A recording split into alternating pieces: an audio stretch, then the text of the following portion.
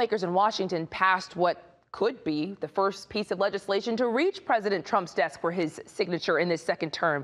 The Laken Riley Act got enough votes to make it through the Senate last night. And Atlanta News First reporter Sarah Hammond joins us live as this bill is moving on through the hurdles. Hey, Sarah. Yeah, when an illegal immigrant killed Laken Riley in Athens, a nursing student there, her death became a flashpoint in the topic of conversation surrounding immigration during the 2024 election. And now, just hours after President Donald Trump took office, a bill in her name passed through the U.S. Senate.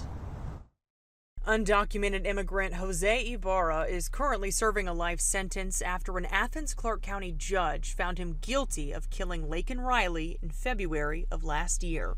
Now, almost 1 year later, the bill in her name aimed at cracking down on immigration passed through the U.S. Senate. Georgia Representative Mike Collins initially introduced the Laken Riley Act in the House. These criminals, they have invaded our country. And as they commit these low-level crimes, they just get more emboldened.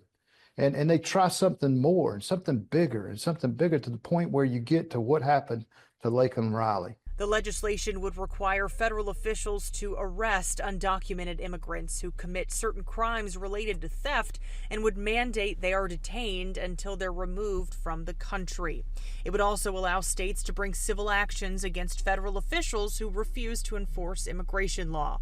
Georgia's two senators, Raphael Warnock and John Ossoff, are among the 12 Democrats who backed the legislation as a revised version goes back to the House for a vote. In a statement, Warnock says it's not the bill he would have written, but he believes Georgians want to see this pass. And throughout his campaign and Monday's inauguration, President Donald Trump spoke extensively about immigration.